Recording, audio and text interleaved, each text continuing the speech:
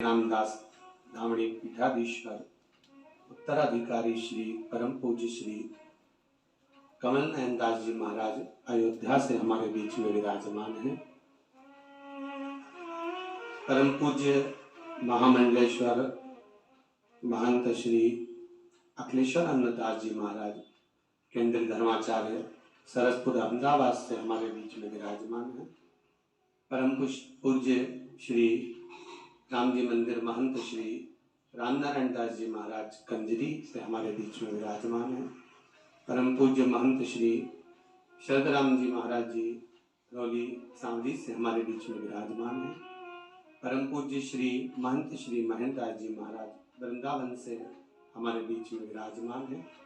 कथा मंडप में बहुत सारे संत भी हमारे मध्य में आशीर्वाद देने के लिए आप और हमको इस व्यासपीठ के सम्मुख में विराजमान हैं। सभी संतों के पावन चरणों को दंडवत प्रणाम करते हुए नमन करते हुए ये पावन शिव महापुराण कथा के मुख्य यजमान श्री राम जी महाराज श्री संजय कुमार जयंती भाई जी पटेल, श्रीमती हिना संजय कुमार जी पटेल, श्री राहुल कुमार जी नवनीत भाई जी पटेल, श्रीमती रिद्धि राहुल कुमार जी पटेल यूएसए से इस कथा के मुख्य यजमान का पद ग्रहण करें।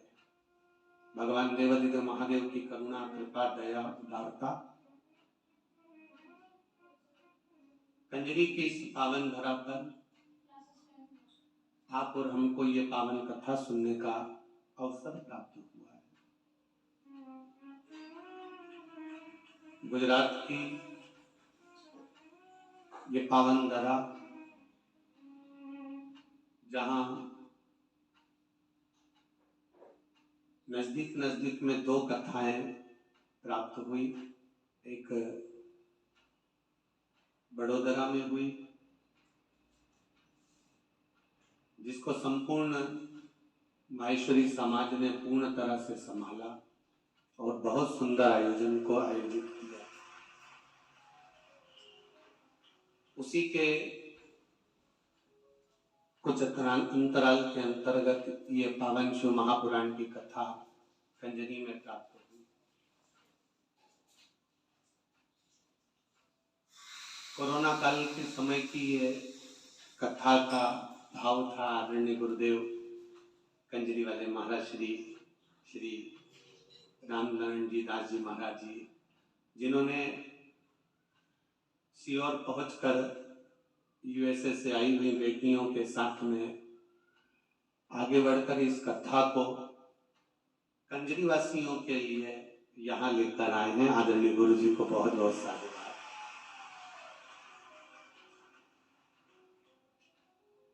ये कहीं शिव कथा, शिव कृपा, शिव की उदारता, करुणा, दया और उन्हीं की कृपा जो संतों के सानिध्य में ये कथा हम और आप श्रवण कर रहे हैं।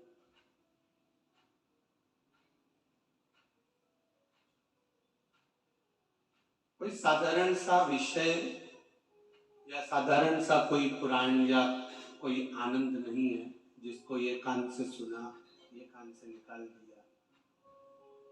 ये शिव महापुराण की कथा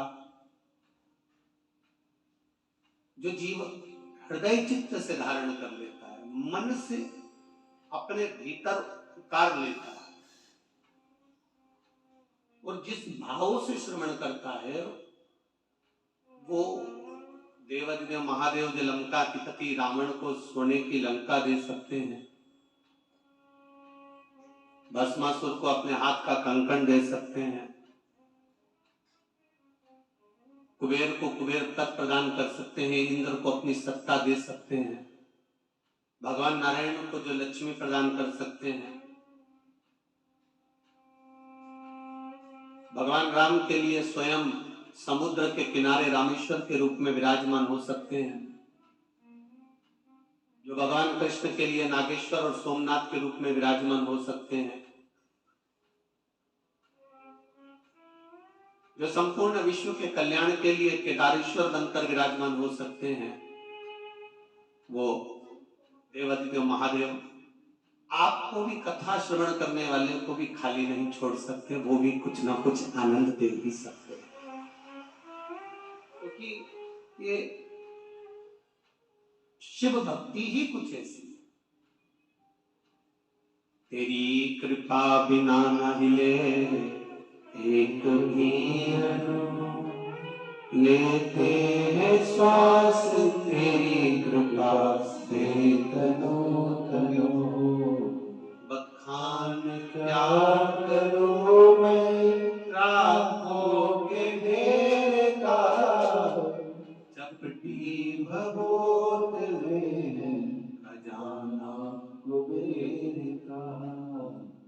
महाराज अभी पूज्य गुरुदेव अपनी वाणी से कह रहे थे कि ये पुराण है,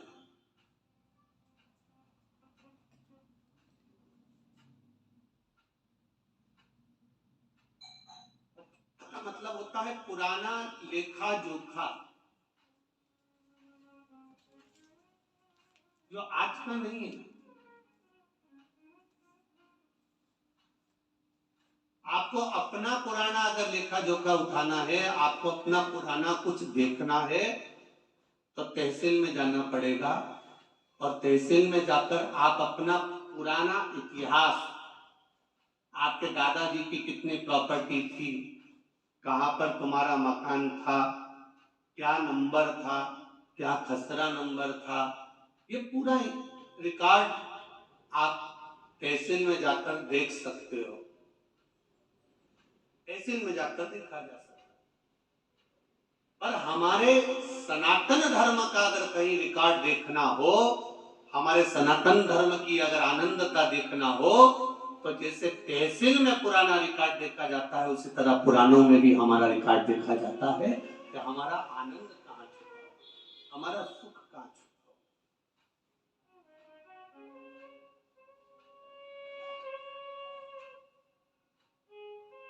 शिव भक्ति सारी समस्या का हल, एक लोटा जल। आप शंकर के द्वार जा रहे हो, शिव के द्वार पर पहुंच रहे हो, शंकर भगवान को एक लोटा जल समर्पित कर रहे हो, एक बेलपत्र अगर आप देवादिदेव महादेव को सहजता है, मेरे देवादिदेव महादेव को तुम्हारी दौलत, तुम्हारी संपदा, तुम्हारा वैभव, तुम्हारा धन, उससे कोई मतलब नहीं। अगर दौलत से मतलब होता मेरे देवादिदेव महादेव को, तो रावण ने भगवान शंकर से कहा था, भोलेनाथ कैलाश पे रहते रहते तुम्हें बहुत समय हो गया, अब मैं तुमको लंका लेकर जाना चाहता हूं, सोने की लंका में आप रहिए, स्वर्ण की लंका में आप विराजमान रहिए, चलिए मेरे साथ, आप सोने की लंका में चलिए। भगवान जानते हैं कि ये लंका अधिपति रावण है,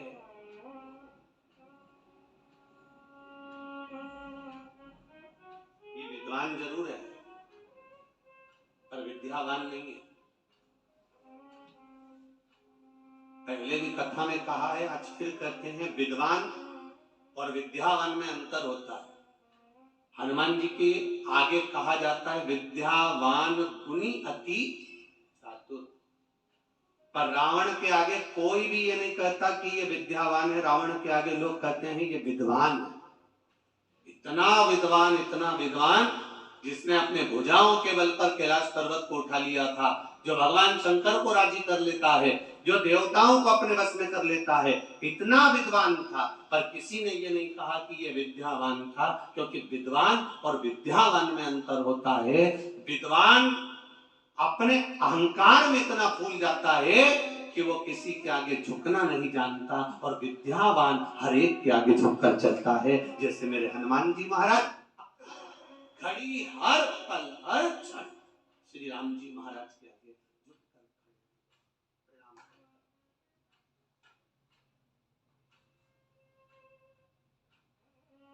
मेरे राम जी महाराज के आगे मेरे हनुमान जी महाराज हमेशा नम्र होकर झुककर खड़े। क्यों? क्योंकि विद्यावान गुणी अति, विद्या जिसके भीतर विद्या सही तरह से प्रवेश कर जाती है, जो ज्ञान पूर्ण तरह से आनंदित कर प्राप्त कर लेता है, वो झुकना सीखता है। और जो अधूरा अधूरा ज्ञान प्राप्त करता है ना, जिसको अधूरा ज्ञान प्राप्त होता है, वो अकड़ में जीता, अहंकार में जीता, अभिमत्ता में जीता। तो रावण विद्वान तो बन गया था पर विद्यावान नहीं बन पाया।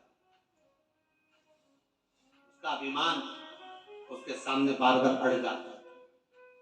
और भगवान शिव जानते हैं कि रावण मुझे लंका में लेकर जा रहा है, ये इसकी अहंकारिता है, इसका अभिमान है, क्योंकि मैं पहले आजमा चुका हूं। एक बार देवादिदेव महादेव आनंद के साथ कैलाश पर्वत पर विराजमान थे।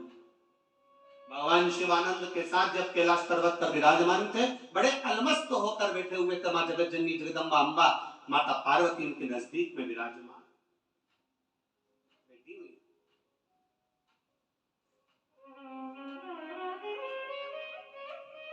विशर्मा बाबा के पुत्र कुबेर भी हैं और विशर्मा बाबा के पुत्र लंकाधिपति रावण।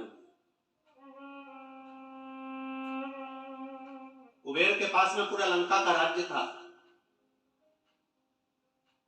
पर कुबेर को रावण का जो व्यवहार था वो अच्छा नहीं लगता था। इसलिए कुबेर ने हाथ जोड़कर अपने पिताजी से कह दिया कि मुझे ये लंका का राज्य नहीं चाहिए, मैं ये छोड़कर जा रहा हूं, मैं अलग कोई अलकापुरी का निर्माण कर कर उसमें मैं विराजमान हो जाऊंगा। और कुबेर चले गए, आनंद के साथ रहने लगे।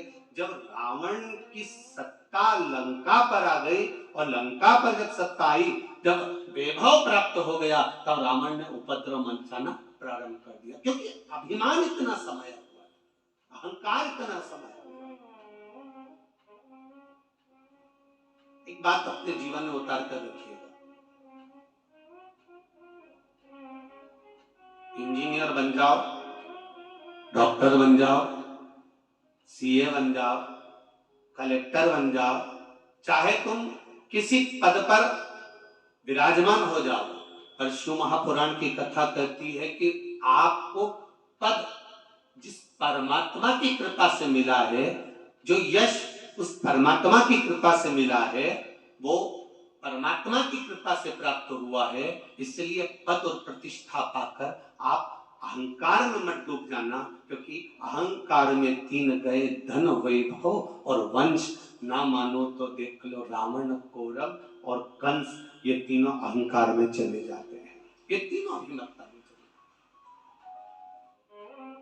रहे।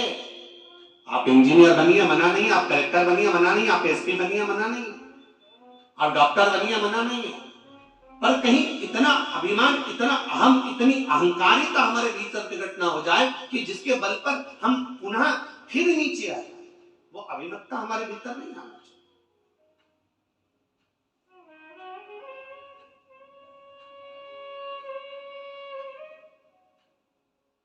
और जिस दिन हमारे भीतर वो अभिमत्ता प्रकट हो जाती है, उस दिन भगवान से दूर हो जाते हैं,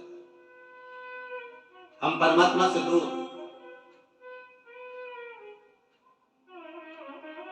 जब अभिमत्ता चली जाती है, फिर हम परमात्मा के करीब में आ जाते हैं, वापिस पुनः भगवान के पास। शिव कथा कर रही है, लंकाधिपति रावण को मालूम पड़ा, कुबेर जी को मालूम पड़ा कि लंकाधिपति रावण ने उपद्रव मचाया है, और ऐसा उपद्रव मचाया है कि पूरी तरफ हाहाकार मच गया। संतों को कष्ट देना, ब्राह्मणों को कष्ट देना, साधुओं को कष्ट देना, सन्यासियों को कष्ट देना, तपस्वियों को कष्ट देना, ये रावण ने देवताओं को कष्ट देना प्रारंभ कर दिया। तब कुबेर को मालूम पड़ा, तो कुबेर ये विचार करे मैं अपने भाई को समझाऊं तो मैं ना जाऊं, किसी दूसरे को भेज दिया। करना चाहिए। परिवार यदि टूट रहा है,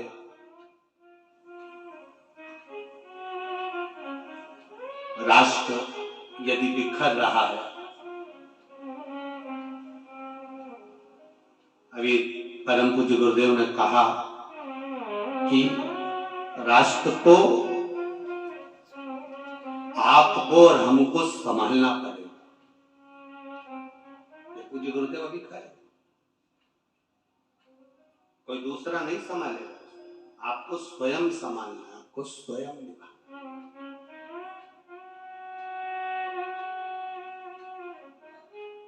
संत हो, सद्गुरु हो, तपस्वी हो, ब्राह्मण हो, सन्यासी हो, साधक हो, उपासक हो, वो संभाल लेते हैं।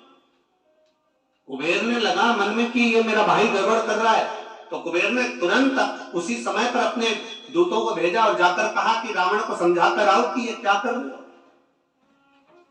तुम इतने विद्वान होने के बाद में, इतनी विद्वत्ता तुम्हारे भीतर होने के बाद में तुमने ये क्या करना चालू कर दिया। कहीं किसी को कष्ट दे रहे हो, किसी की अग्नि को समाप्त कर रहे हो, कहीं किसी को कष्ट प्रदान कर रहे हो, ये क्या कर क्या रहे हो।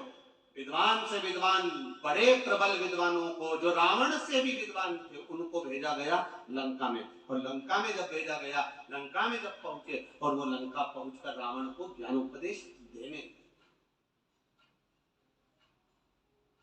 अब जो बहुत कंजरी वालों, थोड़ा ध्यान लगा कर सुनो। जितने भी कंजरी की दीदी उन बैठी थे ना, सब जरा ध्यान लगाइए। जितनी भी जीजियां बैठी और जितने जीजा उन बैठे, वो भी थोड़ा ध्यान लगाइए कि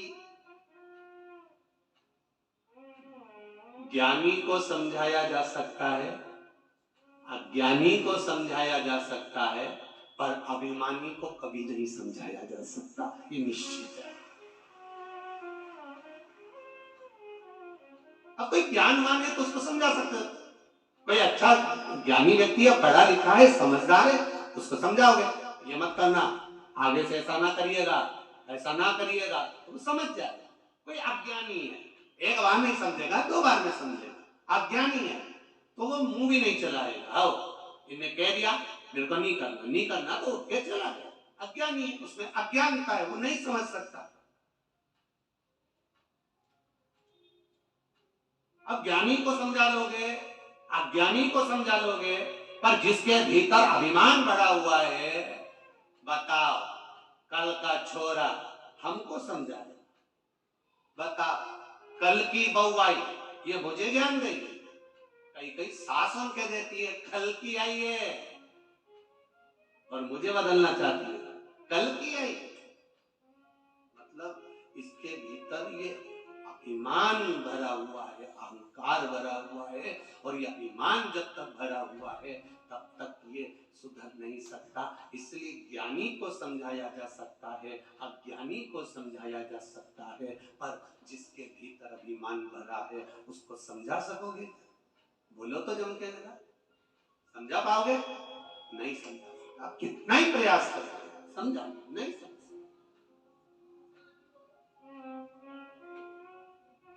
सास कह रही है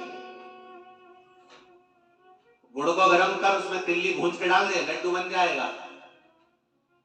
पर बहू नहीं, मैं तो गुड़ को फोड़ूंगी, उसमें कच्ची तिल्ली बिना सीखी डाल दूंगी और ऐसे ऐसे गोल गोल करके लड्डू बना दूंगी, हो गई संक्रांति,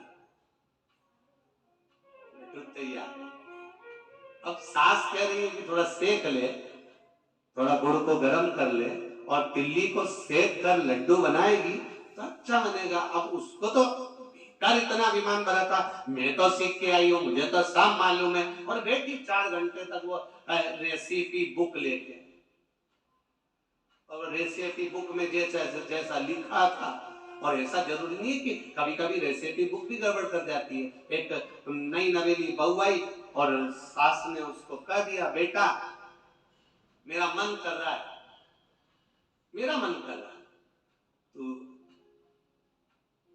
एक काम कर, थोड़ी सी आइसक्रीम बना, मेरा मन कर रहा है। बहू ने कहा मम्मी तुम भी क्या आइसक्रीम खाना?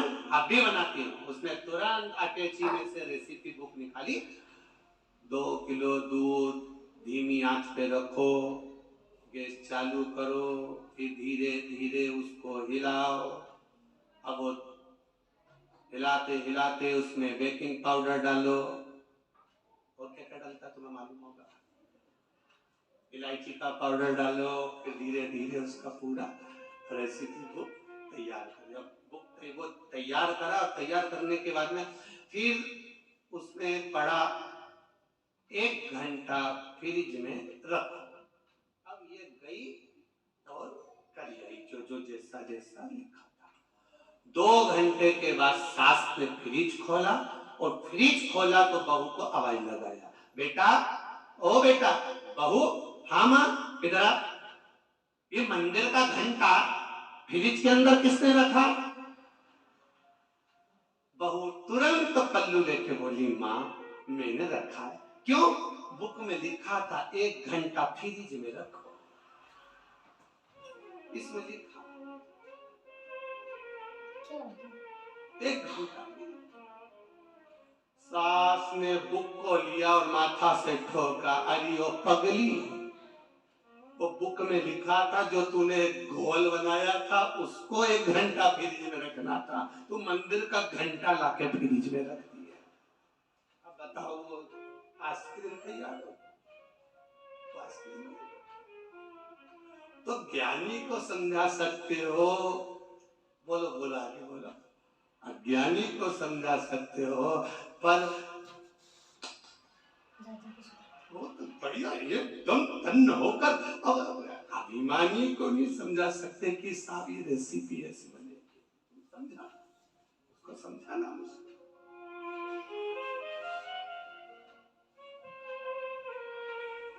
बहुत कठिन है समझा। और रावण को भी समझाने के लिए भेजा तो कुबेर ने भेजा किसको? अपने विद्वान विद्वान गुप्तचरों को भेजा कि जाकर रावण को समझाओ। वो समझे तब तो, समझ जाता तो क्या बात का, नाना समझाया, विभीषण ने समझाया, मंदोदरी समझाई, पर समझे तब तो। स्वयं लंकाधिपति रावण को भगवान शिव ने समझाया, पर समझे तब तो। भगवान नारायण ने कई बार समझा दिए, देवऋषि नारद ने समझाया, इंद्र ने समझाया, ऐसा कोई देवता नहीं था 33 कोटि देवी देवता में जिसने लंकाधिपति रावण को नहीं समझाया, और सबने समझाया। ब्रह्मा जी ने बार बार समझाया, पर समझे तब।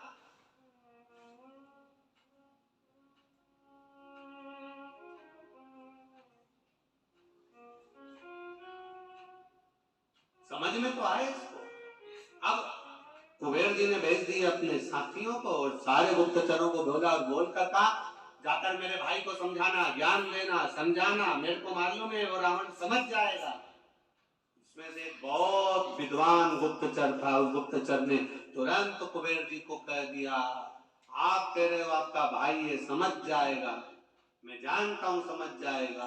तो उसमें से गुप्तचर बोला, हम भी आपके घर का अन्न खाए हैं, हमें मालूम है वो नहीं समझ पाएगा। कुबेर जी ने कहा, ऐसा नहीं हो सकता, तुम जाओ उसको ध्यान दो, ठीक है चलेगा।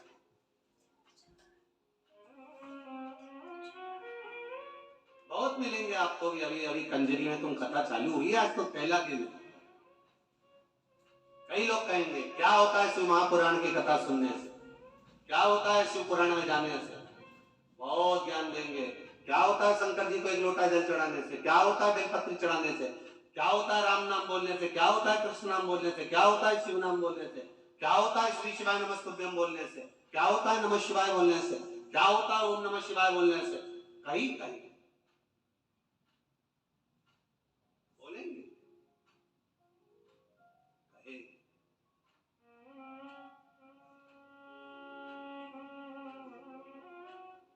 महाराज उनको एक बात जरूर करना, भगवान की कथा सुनते सुनते, भगवान का भाव श्रवण करते करते, जिस समय कथा सुनते सुनते आपके रोम, आपके शरीर के ये रोम, ये बाल खड़े हो जाएं, समझ लेना कि शिव आपके भीतर समाना प्रारंभ हो गया। अगर कथा सुनते सुनते आपके रोम उमंग से भर जाए, कथा सुनते सुनते आपके ये बाल, आपके ये रोम खड़े हो जाए, तो समझ लेना कि तुम्हारी दुख की घड़ी में शिव खड़ा होना प्रारंभ हो गया। ये कथा तत्व है, ये रस तत्व है, कोई सहजता नहीं। भक्ति का बल बढ़े, भक्ति का आनंद बढ़े, भाव बढ़े, तो परमात्मा हमारे साथ खड़ा हुआ। मैंने तेरे ही भरोसे, ओ बाबा तेरे ही भरोसे, हवा विच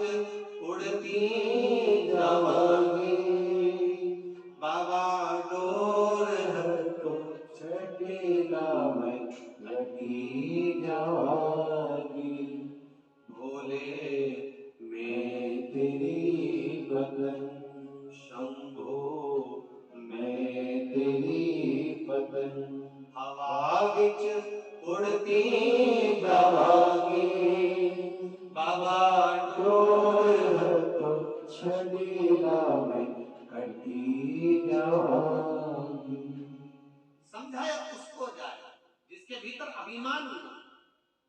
ज्ञानी होगा समझ जाएगा, ज्ञानी होगा आज नहीं समझा कल समझ जाएगा, और अभिमानी होगा इसको कितना भी समझाया जाए ये कभी नहीं समझ सकता। कंजरी वालों पर कितनी कृपा राघव जी की हुई है, कितनी कृपा राम जी की हुई है। माघ महीना, गुप्त नवरात्रे, और माँ जगत जननी पावागढ़ वाली की कृपा की टेकरी के नीचे ये शिव महापुराण की कथा। विचार करिए जरा।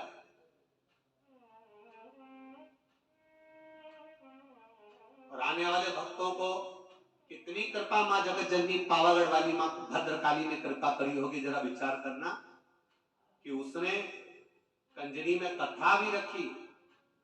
आदरणीय गुरु महाराज हमको नहीं मालूम था कि गुप्त नवरात्रि में कथा, ये तो माँ की कृपा थी और स्मरण में आया कि गुप्त नवरात्रि में शिव महापुराण की कथा वो भी पावागढ़ वाली माता के चरणारविंद में हो। कितना दुगना तिगना लाभ, संतों का दर्शन हो रहा है, राम जी का आनंद प्रसाद, महाप्रसाद भी रखा। जो आए हुए भक्त हैं, जो रुकने वाले भक्त हैं, उनके लिए जो महाप्रसाद की व्यवस्था रखी। हमने पूज्य गुरुदेव जी से पूछा, संत जी से पूछा कि यहाँ पंडाल के आसपास भोजन भंडारा कहाँ रखा आपने? तो महाराज जी बोले, गुरु जी वो भोजन भंडारा तो राम जी के चरणों में रखा है। राम जी के चरणों, मतलब भोजन बनाने वाला भी हलवाई नहीं है, भोजन बनाने वाला भी कोई दूसरा नहीं है। सीता जी रसोई बना रही है, राम जी खुद खड़े होकर बनवा रहे हैं। जरा विचार करिए, कथा कितनी, अभी तक के समय में जितनी कथा हुई है उस कथा में ये कुछ हटकर ही है। जहां गुप्त नवरात्रि में माँ पावागढ़ वाली के चरणों में, भद्रकाली माता के चरणों में राम जी स्वयं रसोड़ा चला और ये कथा हो, इससे बढ़कर सुख और क्या। और ये कथा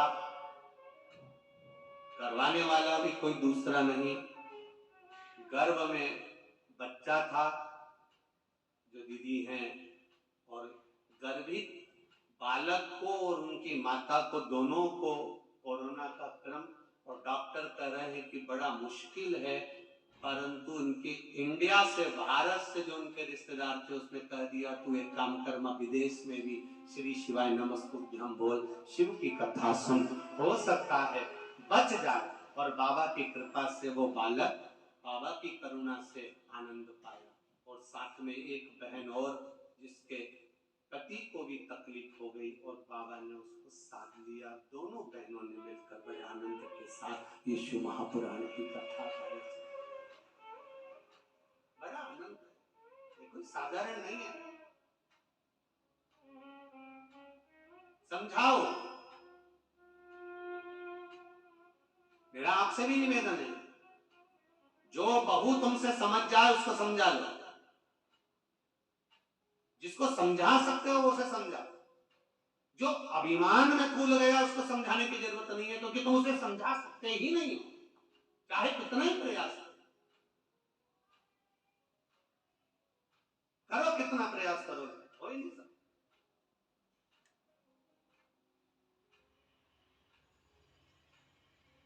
और जितना ये ज्ञान भी जितना जिसके भाग्य में होता है ना, उतना ही उसको प्राप्त होता है। जितना जिसके भाग्य में होता है उतना ही उसको, बड़ा मुश्किल है।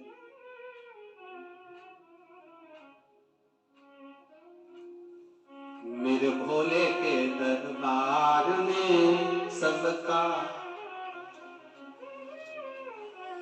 जितना जिसके भाग्य में होता, जितना जिसके भाग्य में होता उतना ही वो पाता है। मेरे भोले के दरबार में सबका खाता है, शिव जगनी के दरबार में सबका खाता है। मेरे भोले के दरबार में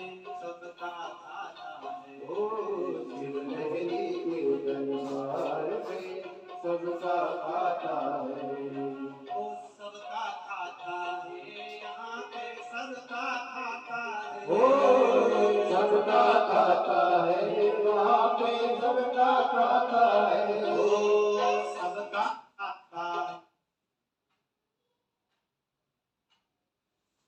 सबका खाता है, यहाँ पर सबका खाता है। ओ सबका खाता है, यहाँ पर सबका खाता है।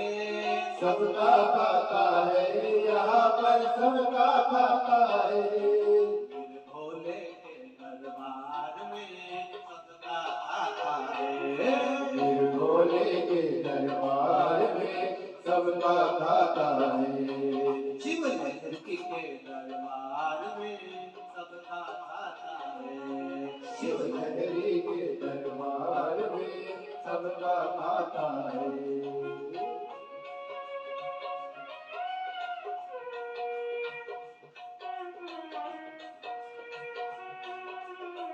शंभो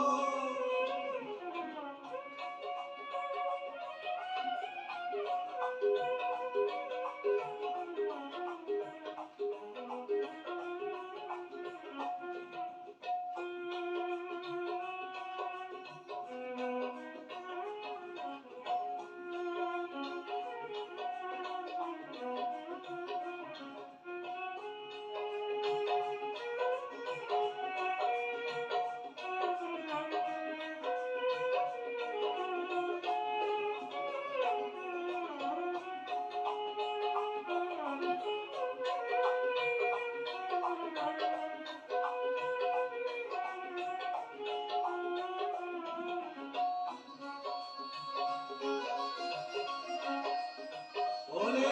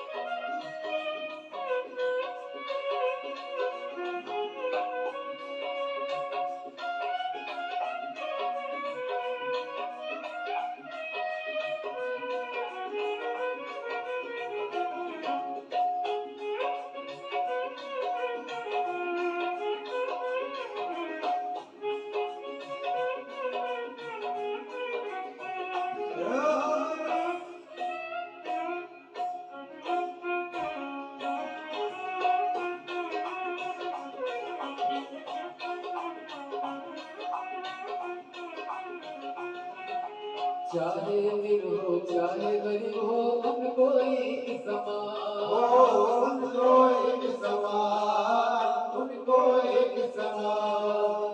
चाहे अमीर हो चाहे गरीब हो, उनको एक समान। उनको एक समान, सबको एक समान। सबकी बिगड़ी हो ही बनाए हो, सबकी बिगड़ी हो ही बनाए हम सबके भगवान। बिन भोले के दरबार में सबका खाता है। शिव लहरी के दरबार में सबका खाता है। सबका खाता है, यहाँ पे सबका खाता है। सबका खाता है, यहाँ पे सबका खाता है। मेरे भोले के दरबार में सबका खाता है। मेरे भोले के दरबार में सबका खाता है। थोड़ा हाथों से पीछे वाले हरि बोल।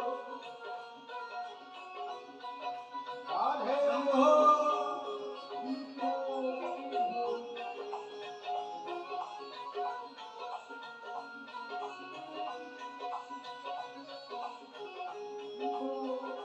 हरि बोल।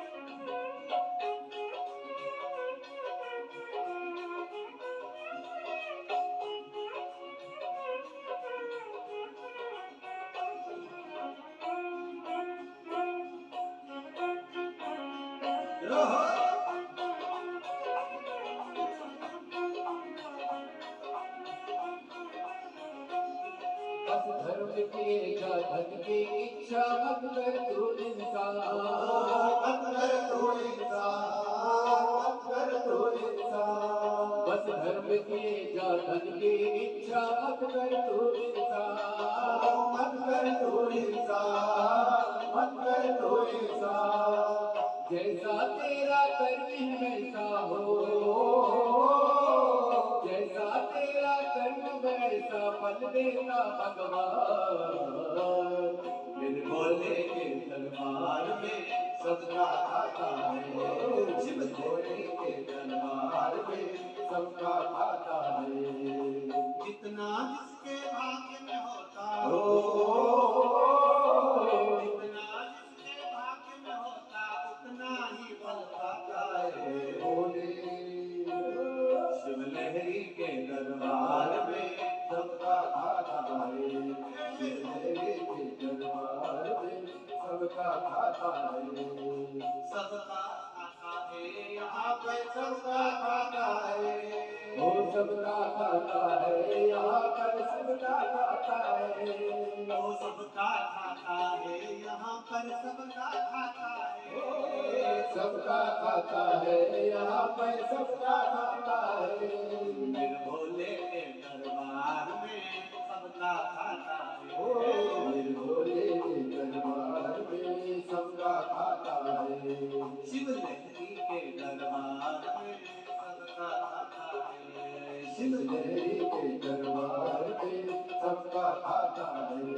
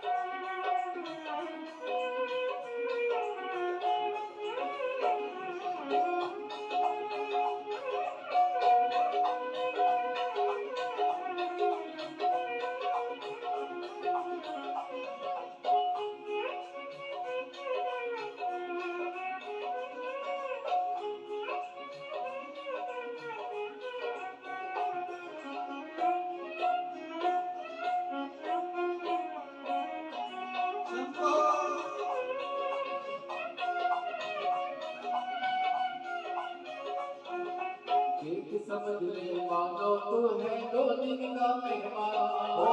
दो दिन का मेहमान, तो है दो दिन का मेहमान। देख समझ ले मानो तो है दो दिन का मेहमान। दो दिन का मेहमान, दो दिन का मेहमान। कितने आकर चले गए हैं हो, कितने आकर चले गए कोई जाने को तैयार। मेरे भोले के दरबार सबका खाता है, भोले के दरबार में सबका खाता है। शिव लहरी के दरबार में सबका खाता है।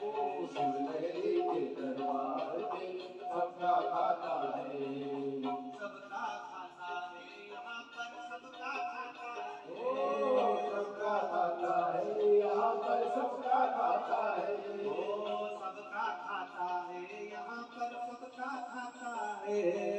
सबका खाता है यहाँ पर सबका खाता है। मेरे भोले के दरबार में मेरे भोले के दरबार में सबका खाता है। शिवलहरी के दरबार में सबका खाता है। शिवलहरी के दरबार में सबका खाता है। मेरे बाबा के दरबार में सबका खाता है। मेरे बाबा के दरबार में सबका खाता है। मेरे बाबा के दरबार में सबका खाता है। मेरे बाबा के दरबार में सबका खाता है। हार हार महा अपने स्थान पर बैठकर भगवान शिव के मूल मंत्र भगवान शंकर के शिव महापुराण के मूल मंत्र करते हुए बाबा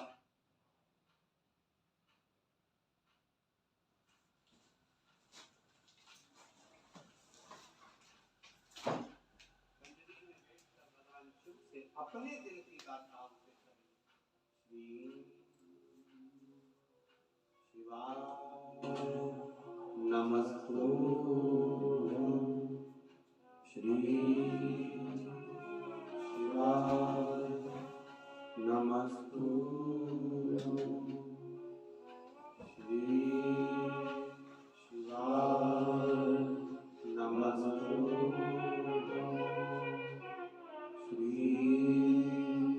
शिवाय नमस्तु श्री शिवाय नमस्तु भोला सब दुख काटो हारा। ओ भोला सब दुख काटो हारा। शिव शंकर जपो तेरी माला। भोले बाबा जपो तेरी माला। भोला सब दुख काटो हारा। ओ भोला सब दुख काटो हारा। वेश मंगल मंगलकारी। वेश मंगल मंगलकारी। शमशान वासी हमारा। शमशान वासी हमारा। भोला सब दुख काटो हारा। ओ भोला सब दुख काटो हारा। भगवान शिव की कथा था। कुबेर ने भेजा जरूर पर समझा नहीं पाता। रावण को कहा, क्रोध आ गया। रावण ने उनकी बात सुनी पर समझने को तैयार नहीं। तलवार लेकर दोनों का शीश काट दिया। जो समझाने आए थे उन्हीं को मार दिया।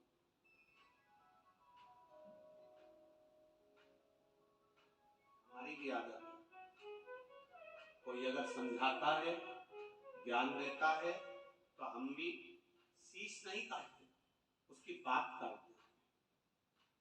हमारी भी आदत है।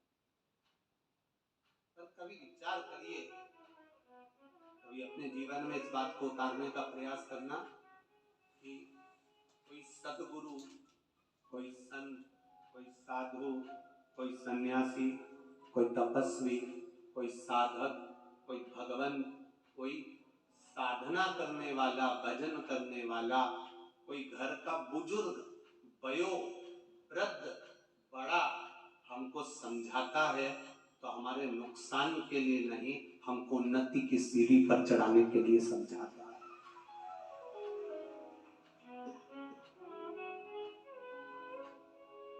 हमें उन्नति की सीढ़ी पर चढ़ाने के लिए समझा रहा है। अगर वो ज्ञान दे रहा है तो हमको उन्नति की ओर बढ़ाने के लिए ज्ञान दे रहा है।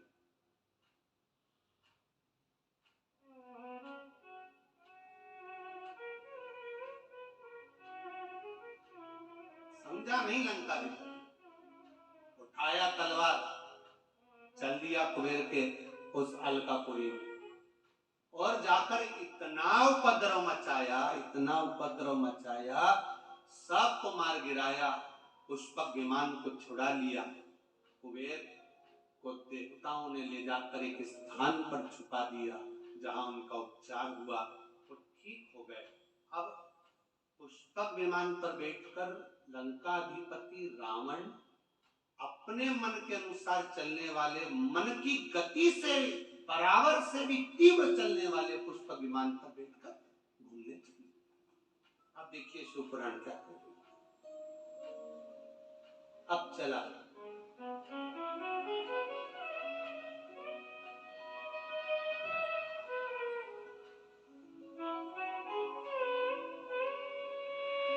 अच्छा, ऐसा नहीं है। पुष्पक विमान पर जब वो बैठा,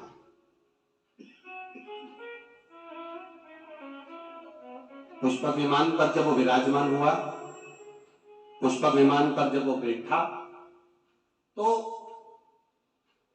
कुबेर का सिंहासन था, कुबेर की गादी थी। उस गादी पर बैठने के बाद उसकी बुद्धि थोड़ी सी कहीं ना कहीं विचलित हुई, कहीं ना कहीं उसमें विचलितता आई। बैठा वो, क्यों कहते हैं तीर्थ में जाकर बैठो, क्यों कहते हैं सदगुरु के चरणारविंद में बैठो, क्यों कहते हैं कथा में जाकर बैठो, क्यों कहते हैं किसी पवित्र नदी के तट पर जाकर बैठो, क्यों कहते हैं जहां संतों ने तप करा हो, साधुओं ने तप करा हो, सन्यासियों ने तप करा हो, कहीं तपस्या साधना करी हो, उस स्थान पर जाकर बैठो। क्यों कहते हैं कहीं धुपारा चल रहा हो, हजारों वर्ष का, सालों निकल गए, उस धुनी को रमते रमते संतों को उस धुनी के पास जाकर बैठो। क्यों कहा जाता? उस स्थान पर बैठने का फल कुछ अधिक प्राप्त हो जाता। जैसे समझो, एक बस का ड्राइवर चाय पीने चला है। काय का ड्राइवर? बोलो बोलो, जम के बोलो जरा। अच्छा, और जम के बोलो। बस का ड्राइवर गया क्या पीने? चाय पीने। और कोई व्यक्ति उस ड्राइवर की सीट पर जाकर बैठ गया और उसने स्टीयरिंग पकड़कर यूं यूं हिला। इतने में तुम हाथ पहुंच गए। अब तुम्हें थोड़ी ना मालूम कि ये बस का ड्राइवर नहीं है। तुमने कहा क्यों साहब, ये बस कहां जा रही है? ड्राइवर साहब, और ड्राइवर साहब, क्या ये बस कंजरी जा रही है क्या? ए ड्राइवर साहब। अब वो ड्राइवर जो स्टीयरिंग पकड़ा था, वो और जैसा वो दूल्हा नहीं होता शादी वाला कितना करता है, बस वैसा वो बस का ड्राइवर एकदम अकड़ गया। देखो मेरे को बस भी चलाना नहीं आती, केवल ड्राइवर की सीट पर बैठा और लोग कह रहे हैं क्यों ड्राइवर साहब, बस कहां जा रही है? कंजरी जा रही क्या? पावागढ़ जा रही क्या? मतलब उसकी वैल्यू कितनी हो गई केवल सीट पर बैठने से। अब वो विचार कर रहा है कि सीट दूसरे की है, बस दूसरे की है, मैं तो केवल सीट पर थोड़ी देर बैठा हूँ, वो चाय पीने गया, उतनी देर में मेरी इतनी इज्जत हो गई। अगर मैं बस चलाना सीख जाता तो मेरी कितनी इज्जत हो जाती। उसी तरह हमारा शास्त्र है, उसी तरह हमारा शास्त्र है। जब हम जरा सी देर किसी मंदिर में जाकर बैठते हैं तो लोग कहने लगते हैं क्यों पंडित जी कैसे हो? अब केवल तिलक लगाया, केवल मंदिर में बैठा, केवल मंदिर में। तुम कथा में जाकर बैठ जाओ, अभी तुम जाते जाते लोग कह देंगे श्री शिवाय नमस्ते, जय सीताराम जी की आवाज पकड़ रहा है भाई, जय सीताराम जी की, श्री शिवाय नमस्तुभ्यम, तुरंत कहने लगा, तुरंत। फिर कोई से बात होगी तो कह देंगे साहब वो तो भगवान की कथा में रमी रहती है, उसको तो कथा इतनी अच्छी लगती है कि कहीं पर भी हो ना वो दौड़ के चली जाए। तो कोई कहेगा वो तो संतन हो गई है, भगवान तो हो गई, वो तो सन्यासन हो गई, वो तो साधु हो गई।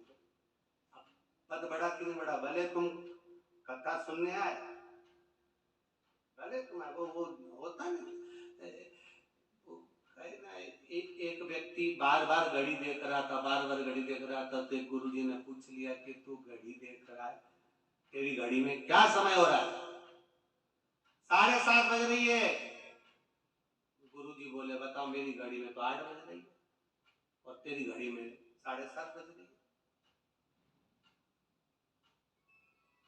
तेरी घड़ी किससे मिली है? तो गुरुजी, मैंने रेडियो से मिलाई है। अच्छा, मां से मिली।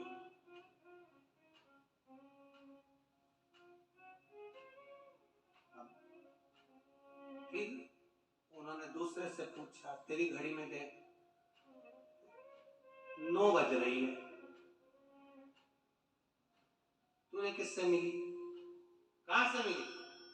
कहीं नहीं, ससुराल से मिली। गुरुजी बोले ये ससुराल से तो मिली है, पर मिली किससे है?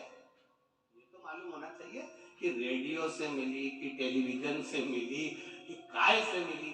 तो कि गुरुजी कहीं से नहीं मिली, ये मेरे ससुराल से मिली, हमेशा पीछे चल रही है, हमेशा पीछे। ससुराल की जो चीज मिले तुम ध्यान रखना इस चीज के लिए, भले अलमारी हो, वॉशिंग मशीन हो, चाहे फ्रिज हो, चाहे मिक्सर हो। मिक्सर का खटका चालू करके छोड़ दो, थोड़ी देर बाद चलेगा, फिर चलेगा, एकदम मिक्सर नहीं उठता। उसी तरह सास को भी अंदाजा लगा लेना चाहिए कि बहू पर एकदम प्रेशर नहीं देना, एकदम प्रेशर दिया तो ये नहीं चलेगा। ससुराल से मिली है तो धीरे से, इसको धीरे से संभाल कर चलो।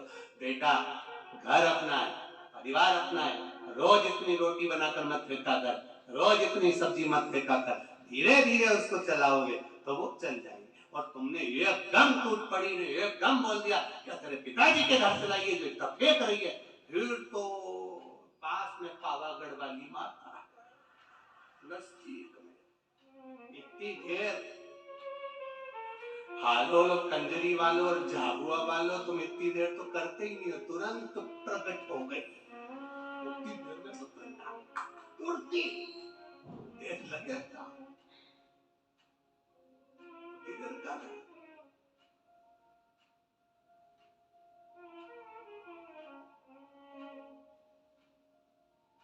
महाराज फिर कुछ नहीं, अम्बे जय हो पावागढ़ वाली, हालो कंजरी वाली, हम सब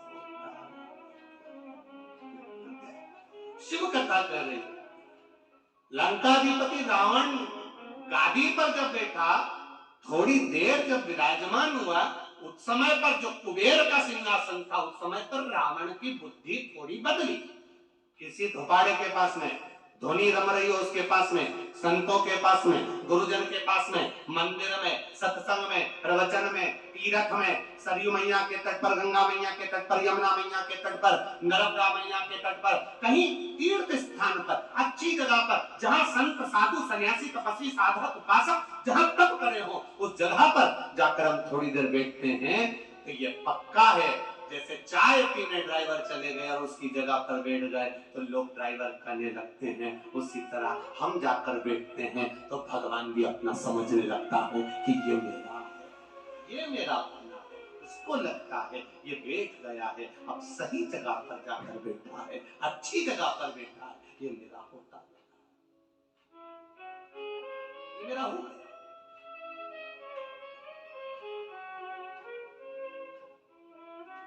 कितनी अविरल समझाया, रावण नहीं समझा, विमान पर बैठा, भाई को मारकर भगाया, सारे पूरे अलकापुरी पर अपना आक्रमण कर लिया। और जब पुष्पक विमान में बैठकर चला और विमान में बैठकर मन की गति से तेज चलने वाला वो विमान एक जगह पर जाकर धीमा हो जाता है, एक जगह पर जाकर स्लो हो जाता है। जब गाड़ी एक जगह पर कहीं स्पीड ब्रेकर आ गया और वहां स्लो हो गई, तब समझ में आया कि मेरा विमान यहाँ धीमा क्यों हुआ, यहाँ धीमा क्यों हुआ। तो क्या देखता है लंकाधिपति रावण कि नीचे एक बड़ा सारा, बहुत बड़ा सारा एक नंदी, बहुत विशाल नंदी नीचे से मात्र नंदी के ऊपर से वो पुष्पक विमान निकल कर जा रहा है और पुष्पक विमान की गति धीमी हो गई। पुष्पक विमान की गति,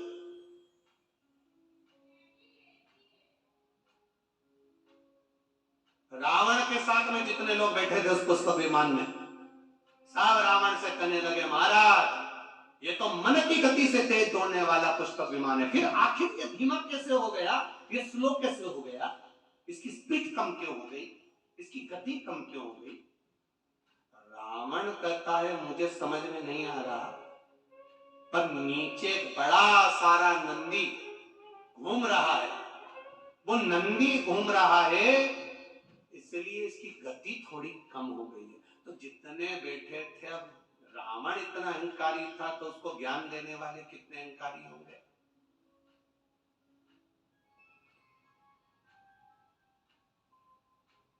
चाय गर्म होती है कि केटली गर्म होती है?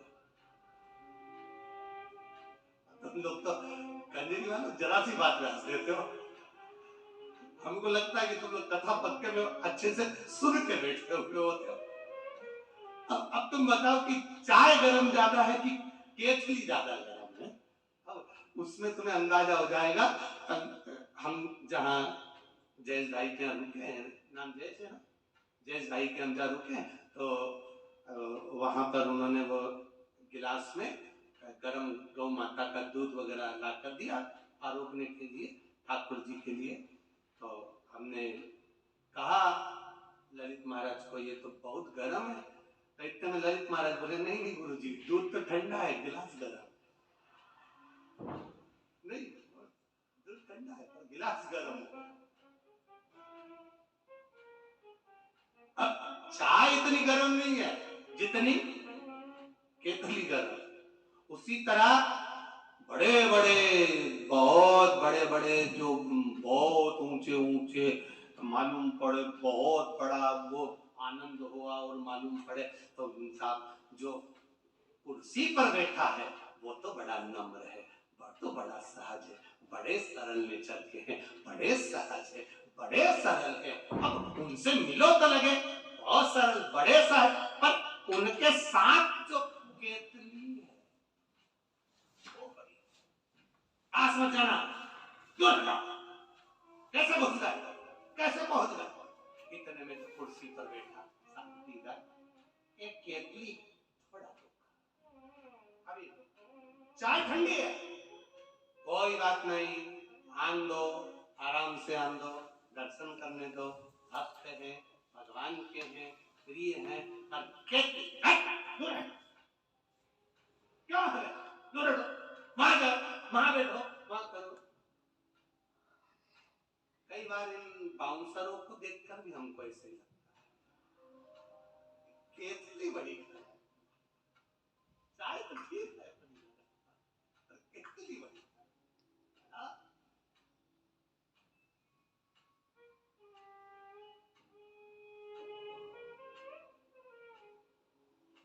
अभी हम आ रहे थे महाराज जी, तो आते आते यहाँ वाले महाराज जी आते हैं बहुत सटीक रहना, आके मालूम पड़ा तो महाराज जी तो ऐसे नम्र, ऐसे सरल, हम भी समझ गए कि केतली गरम थी चाय।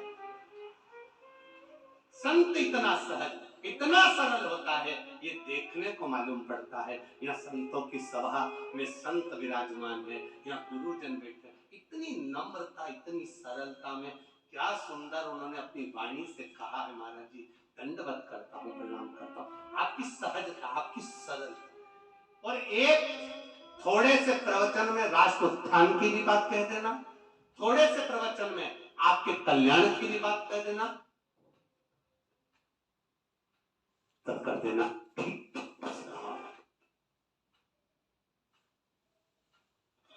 अमूल्यता का आनंद है ये रस तत्व। और किस्मत वाले हो, कंजित भाग्यशाली हो आप जो हमारे बीच में पूज्य गुरुदेव का दर्शन अयोध्या से यहाँ चलकर हुआ है। ऐसा लगता है राम स्वयं आए, वृंदावन से कृष्ण स्वयं आए, ऐसा लगता है मेरा राघव यहाँ पहुंच। ये तत्व हमारे, ये सुख। अब तरह सिंहासन नीचे नीचे उतरा और सिंहासन नीचे उतरते से पुष्पक विमान पे से नंदी के सामने राम के सामने खड़ा होकर कर दिया लंकाधिपति ने, तुम कौन? नंदी कहता है मैं नंदी। आप कहां जा रहे हो? हमें उस मार्ग पर जाना है। नहीं, उस मार्ग पर तो मेरा देव वो रहता, मेरा महादेव। रावण कहते हैं कि ये महादेव रह गए था, तो वो तो भस्म रमाने वाला, जटाजूड़ बांधने वाला, मृगछाला पहनने वाला, गले में रुद्राक्ष की माला पहनने वाला, सर्प गले में धारण करने वाला, बिच्छू पहनने वाला, एक साधारण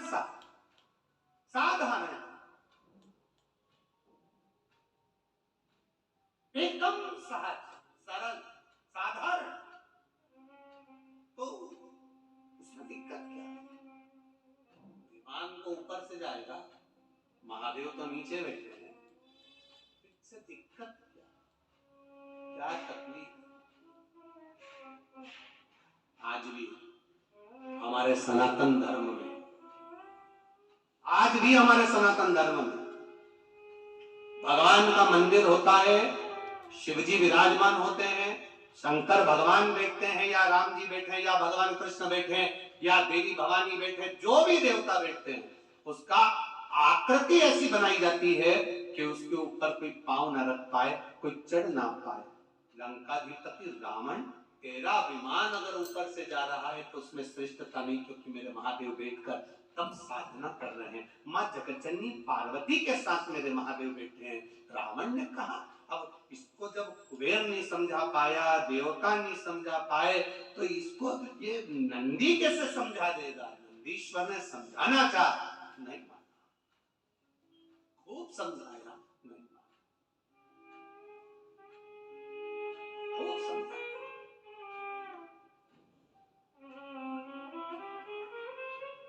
नहीं माना, क्रोध आ गया। अब विद्वान हो, विद्यावान को समझाओगे, क्रोध नहीं आएगा, विद्यावान को कहोगे तो क्रोध नहीं आएगा। पर जिसमें विद्वत्ता भरी होगी, जिसमें अहंकार भरा होगा, जो अपने आप को विद्वान समझता होगा, उसको अभिमान का, अहंकार का क्रोध तुरंत आ जाए। रावण को क्रोध आ गया, मेरा रथ निकलेगा तो यहीं से, पुष्पक विमान निकलेगा तो यहीं से, शंकर भगवान को उठाकर मैं ले जाकर दूसरी जगह रख देता हूं, दूसरी जगह रख दूंगा। और चला रावण, लंकाधिपति चला, जहां शंकर पार्वती जी मेरे देव अधिदेव महादेव मां जगतजननी के साथ विराजमान थे। लंकाधिपति रावण ने उसी कैलाश पर्वत को हाथ में उठाकर एक कोने में रख दूंगा और मेरा रथ, मेरा विमान यहीं से निकलेगा। मेरे विमान को कोई स्लो कर दे, उसकी गति धीमी कर दे, यह हो नहीं सकता।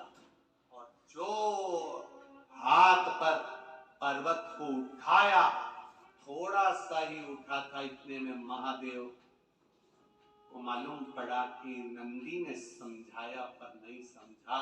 तब मेरे महादेव ने अपने पैर का अंगूठा जैसे नीचे करा, करते से दोनों हाथ लंकाधिपति रावण के उसमें दब गए।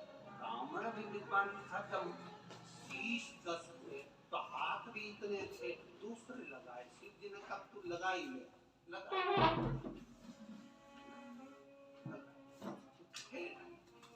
हाथ दब गए। पर्वत के नीचे चिंगार पड़ा, चीख पड़ा, भयंकर